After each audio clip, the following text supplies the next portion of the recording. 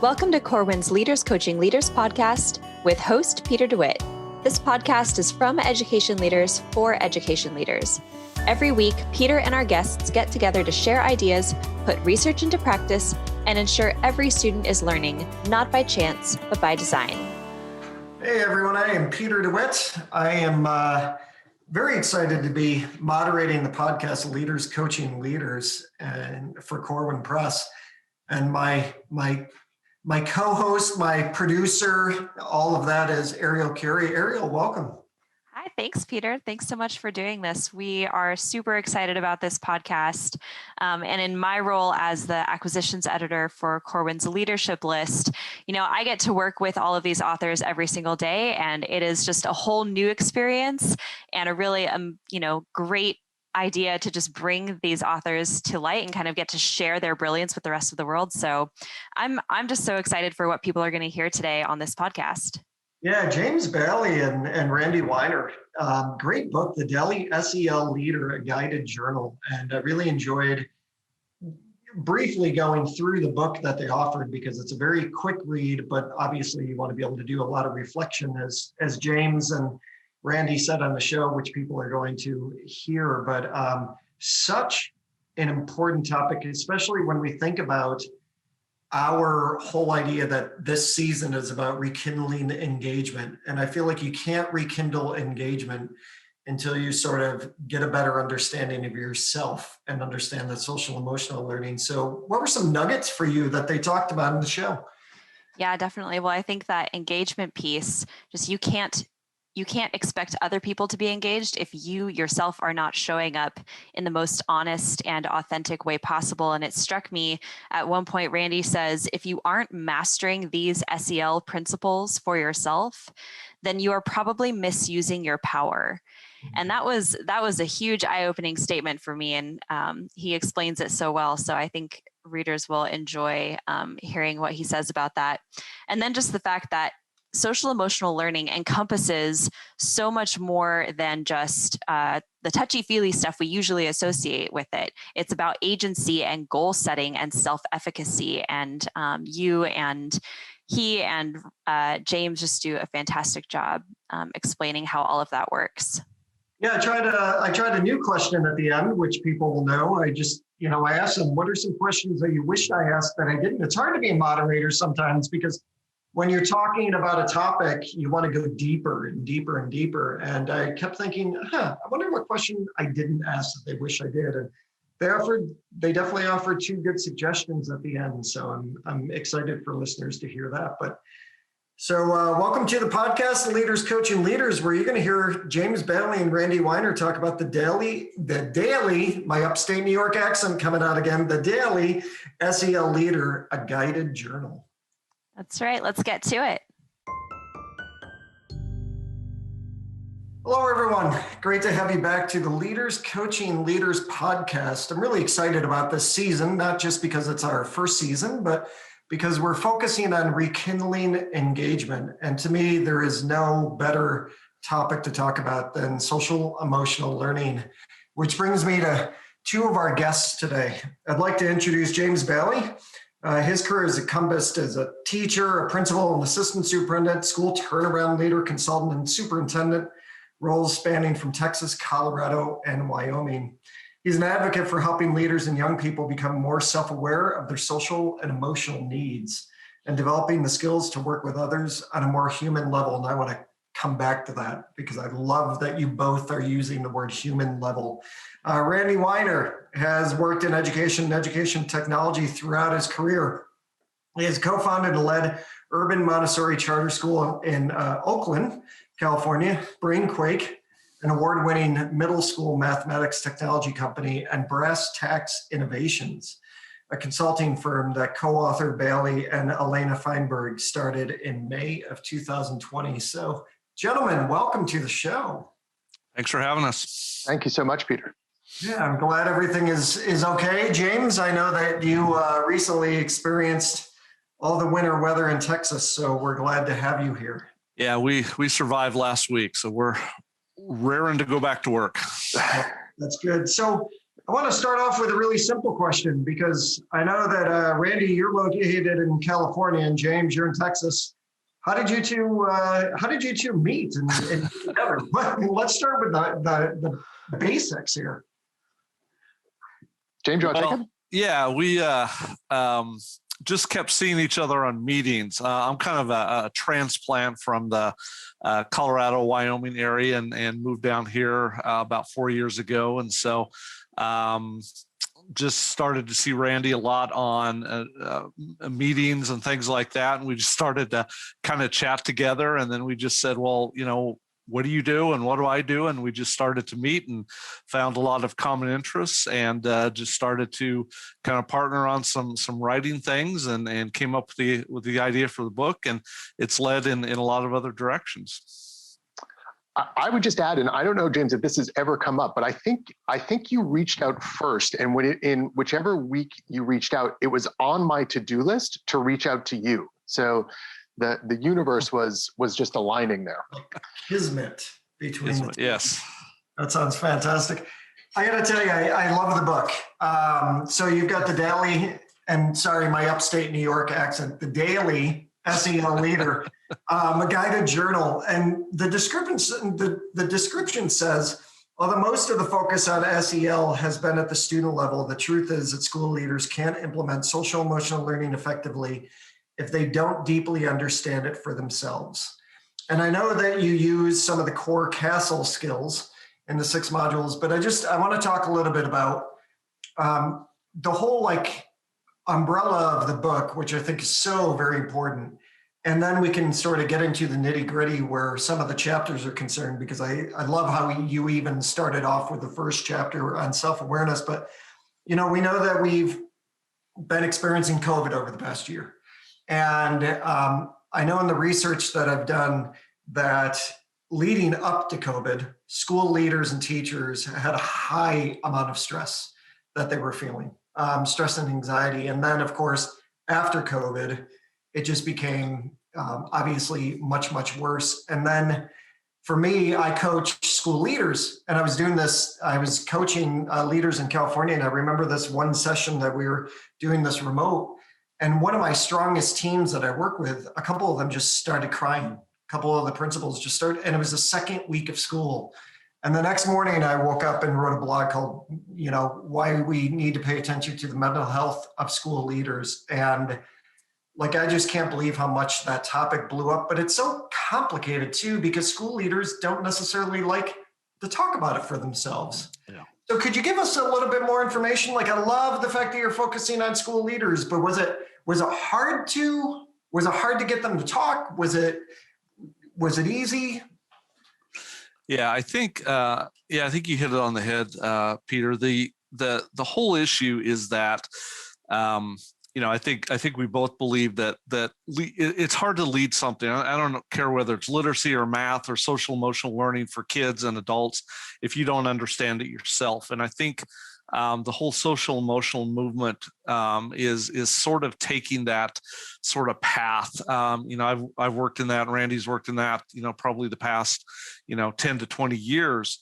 And one of the things I think we see is that leaders are always prone to understand the needs for their students, the need for their adults in their buildings, but they don't really consider themselves a lot. And we know through a lot of things, the pressure that has been put on schools the past 20 years to perform has put a lot of pressure.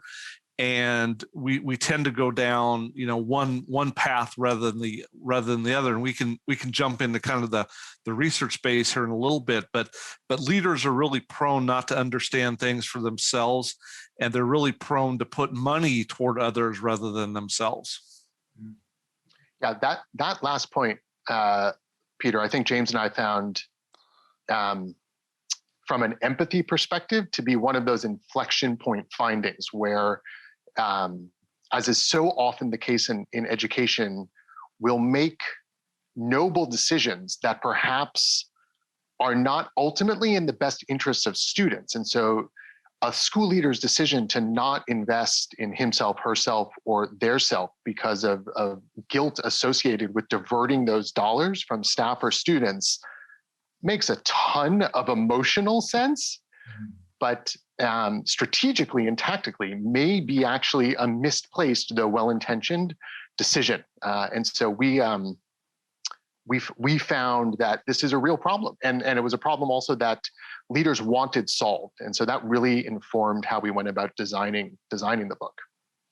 Yeah, I've been writing the Finding Common Ground blog for Ed Week for 10 years, and I was hired to write about social emotional learning. And I have to be honest with you, up until COVID, it was the topic that I wrote about. I've moved on to other topics, but it was the topic that I've written about that I get the most pushback from. The people honestly like send me emails, tweet to me, we don't have time for social emotional learning in schools.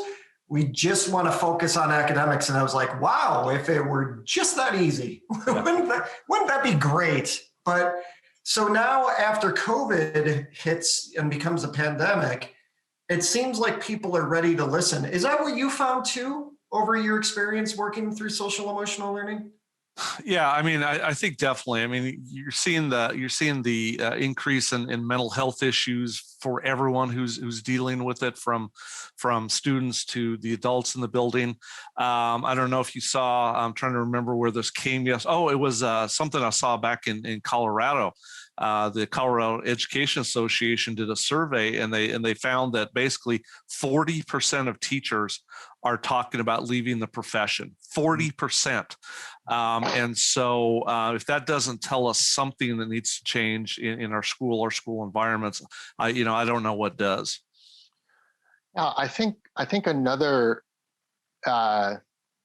point that came up for us at the beginning of the pandemic, and I know others as well, is the pandemic was going to illustrate the artificial separation of academics and SEL, that the two are very tightly coupled. It's impossible really to think about them separately, despite the fact that so many of us do it at scale. And we see it in terms of the struggles that students and teachers too have been dealing with in terms of agency. And there's a whole aspect of SEL, and maybe we'll get into this in a little bit, that we find to go totally unrecognized as SEL by the education community, that directly contributes to developing one's agency. And at a time when the classroom was suddenly taken away, the need to be able to have those skills became clearer than perhaps it's ever been before. And so, yeah, I think there's a little bit more openness to hearing that message than there was prior. So let's go there. You just you opened the door for me on the unrecognizable part. So let's go there. What are those pieces that are unrecognizable? The one that always leaps off the page for me and gets the most raised eyebrows in my experience is goal setting, right? Which is directly tied to self-efficacy, right? So it's not very hard to connect the dots, but when one says that goal setting is part of SEL, that is often met with a, wait a second, it doesn't have to do with trauma. It doesn't have to do ostensibly with emotion. I had no idea that this was part of what SEL encompasses. And the truth is, of course, it does, because getting into an ability to set goals, monitor goals, refine them directly contributes to one's self-efficacy, or can contribute to one's self-efficacy. And it's also, in terms of all of the SEL skills, fairly approachable. Right? It's less complex, I would submit, to teach that and practice that than it is perhaps to work on responsible decision making. Right? So it's a great place to start for teachers, and it's a great place to start for students. When you mentioned self-efficacy, I know that Bandura basically comes down to, the confidence we have in our own actions, and that they're context specific. And I think what can sometimes run into an issue, right, is when teachers have certain confidence levels and they're not recognized by the principal, or the new initiative that the principal wants to go after might be an area where teachers don't feel confident And therefore that resistance is actually masked as, it's masked as resistance when it's really just a lack of confidence that's going on there. Yeah. I think what we've noticed, and throughout my career, having done as a principal and superintendent and done many of those things, you fail to realize how much of that idea of self-efficacy for teachers is so critical, but yet we do very little training for principals on actually how to improve that or to talk about that. It's something that we have used more what I call force type of controls to get people to change, rather than doing something as simple as, let's go see your grade level partner who's doing a great job with this, or hey, even just a pat on the back and saying, you're doing a great job. What's our next step here? There are some real simple things, but yet we dance around that because there's no training. But I also think a lot of principals don't really feel comfortable in talking in that way. Yeah, so let's turn it to the principal in your book, because we know that also what I think is interesting about all of this is that, Bender, once again, sort of the godfather of self-efficacy, wrote in 2000 about the fact that when school leaders feel a sense of efficacy, they're going to double their efforts. And when they feel a lack of efficacy, they're going to slacken their efforts. And one of the things that I love about the book is that you actually start off by talking about self-awareness. Why? Why did you do that?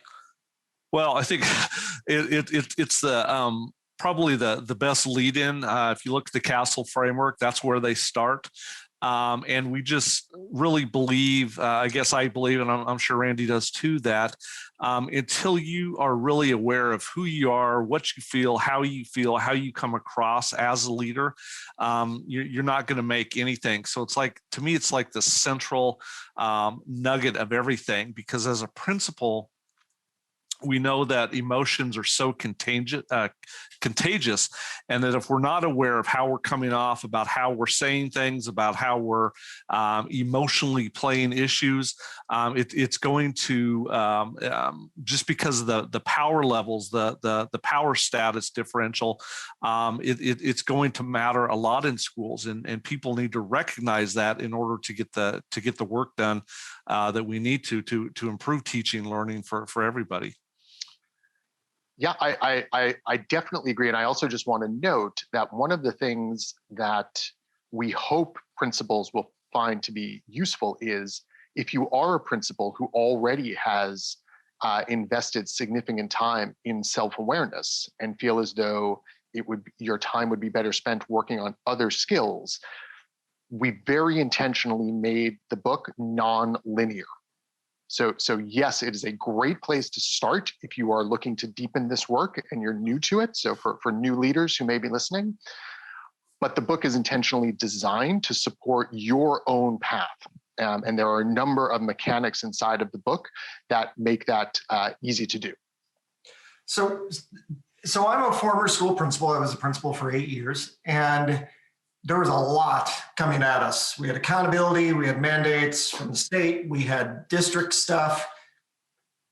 So I understand, all right, social emotional learning is something that's valued within my school district. But what about those listeners and those potential readers that are working in a school district where maybe social emotional learning isn't as valued? Because we know that can be the case. There are places where, for school principals, this is not something that their district might outwardly say they value. What are you hoping is going? What would your suggestion be for them? Those people that are like, okay, I got a ton of stuff to do, but I'm also stressed out and a little bit burned out, and I feel like this is the book that can help me. But how am I going to do that? How am I going to read through this book if I have the pressures over here too? What are your suggestions for them?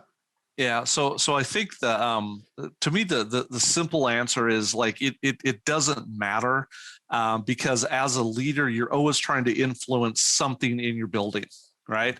Whether it's a new reading initiative or a new discipline policy, or everything going on with COVID, is leaders have an indirect influence. And one of the prime resources that we used in the book is Kenneth Leithwood's 4-path framework. And Leithwood talks basically that leaders influence teachers through 4 paths. There's the rational, organizational, family, and emotional path. And what he finds, again, is that the emotional path, A, seeps into all the other paths, and B is probably the most overlooked path that we have to do. So again, even if I'm working on changing my reading curriculum or working on teachers to use a hybrid form of teaching during COVID, I still have to be very, very aware of who they are and what they do, because I'm trying to build a set of conditions with my teaching staff, things like trust, things like efficacy, all of those conditions we know that will bond people to a particular leader and school. And so if I'm not paying attention to those, I may not have as much impact and influence as I want. We, as I mentioned before, we spent a fair bit of time before even writing the book proposal prototyping. And one of the data points that surfaced, and I would submit most influenced ultimately the design of the book, is school leaders made it very clear that anything more than 400 words a day was asking too much. And so no matter how much James and I initially did not want to conform to that constraint, instead we chose to take it on as a creative constraint. In the spirit of seeking to harness that for good. And so for leaders who feel they don't have the time for this, we've tried to explicitly reflect an understanding of the school leader's life and time constraints and provide a tool that fits into their own constraints in order to take that issue or concern off the table to the greatest degree possible. That's a really excellent point. I like that very much. So what can people expect? What can readers expect from the rest of the book? I mentioned self-awareness, but what else is in there? You said it's a non-linear path. So what else can they expect? James, do you want me to answer? Would you like to answer? Yeah, go ahead, Randy. Yeah, so because, I think another thing, and James really reiterated this over and over throughout the development process, this is such personal work. And because leaders in particular are under a magnifying glass, up on a pedestal, under so much scrutiny from so many different stakeholders, that the willingness or hesitancy to engage in this work can be a challenge in and of itself. And so we didn't want to presume that there was a one-size-fits-all SEL leaders skill development path. So we based the work on the CASEL standards because those are well respected, well known. They're easy to understand on the page. And from there, we developed a bunch of mechanics that support the reader in figuring out what way through the book makes the most sense. So again, you can absolutely read it from module 1, self-awareness, all the way through to relationship building and ethical decision-making. No problem there. But every single skill inside every single module is numbered. And so it's very easy to, for example, take the diagnostic that's in the back of the book and get an understanding of where your strengths and weaknesses are with regards to those skills, and then chart a path for yourself that adheres to the outcomes of that diagnostic. We've also included 6, if I'm not mistaken, suggested paths through the book that are based around common and critical leadership focuses, like increasing equity or improving teamwork. So these variables, we are hoping, will allow a reader to come to the book and very quickly make a decision that best fits into his, her, their own leadership experiences. What do you, when people are going through this book, because one of the things that comes out a lot when I'm working with school leaders and teachers is, don't talk to me about wellness or self-care if you're not going to take some things off the plate. But one of my concerns, and you both have been in education for a long time, one of my concerns is sometimes we have that martyrdom too, where we're the martyrs, where we don't set boundaries. Are you hoping, and maybe this is a leading question, that when people are reading through and they're going through the daily SEL, that they start to realize what they can take off their plate on their own. Do you think that's part of what will happen through reading the book? Yeah, I think there's going to be sort of secondary effects, definitely. And I think this goes back to the idea of self-awareness and self-management, is that one big area, and I think we all learn this, especially as male leaders, is that we're not going to be able to fix the world. And so we have to be able to, take care of our little corner of it and figure that out. But I think part of being self-aware is really knowing to what degree am I taking on too much? To what degree am I feeling stress? What's causing those stresses? And how do I manage that better? Yeah, this notion has come up in my own experiences in the past, and I've sometimes labeled it the educator's burden. This moral desire to take everything on, despite the fact that taking everything on means you're likely to do nothing terribly well. Mm-hmm. And so focusing in on what opportunity do I have when I add compliance into my schedule, and my top 3 priorities, and then anything else that might be left over is where you could potentially make some change. And that's just not a message that leaders tend to get or want to hear, because it's so contrary to the expectations that generally we have for folks. But again, I think the reality is, if we can provide space for leaders to take a step back and just reflect upon whether or not that I'm going to do it all attitude in general, we'll always be able to find rock stars who pull it off, but in general, actually most positively impacts children. In my limited experience, the answer is no, because the ask is not humanly possible and the system isn't set up to support leaders to meet that ask in the first place, I would suggest. Yeah. Peter, one more thing on that. Kind of another interesting line that we've been looking at is this psychological concept. It's just called emotional labor. And basically emotional labor is this, it's the idea of always putting on the good front, putting on the positive face all the time.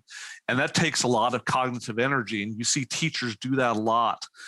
They may be really burdened inside, but they know they have to put on that good face for their students. Leaders do that too. They want to put on the good expression, exhibit those positive emotions.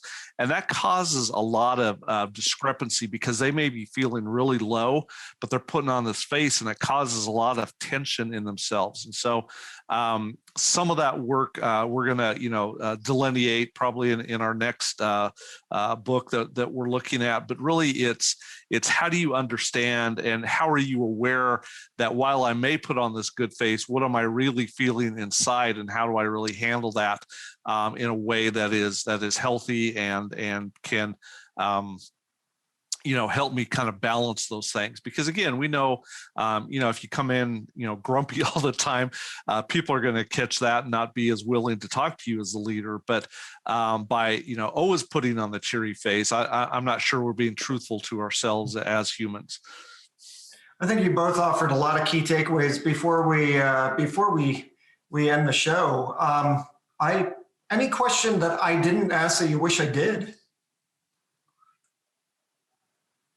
I love that question. That's a question I always ask. It's such a good one.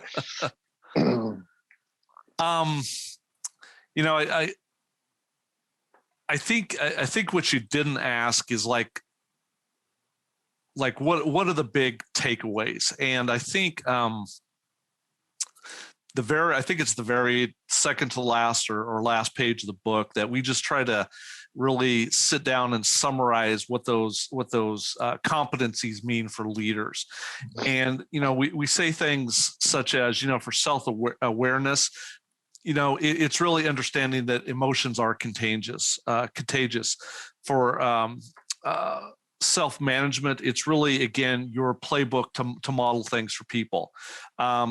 Social awareness, it's how you interpret the environment. For relationship development, it's how you can directly influence your teachers. And And for responsible decision making, we talk about it as just exemplifying your values as a school, as a community. And so I think while there's a ton of good things in here, ultimately when you kind of condense everything down conceptually, those are like in my mind the kind of the 5 big takeaways. Yeah, I think another question, Peter, that you might have asked relates to what's the intersection between SEL and power?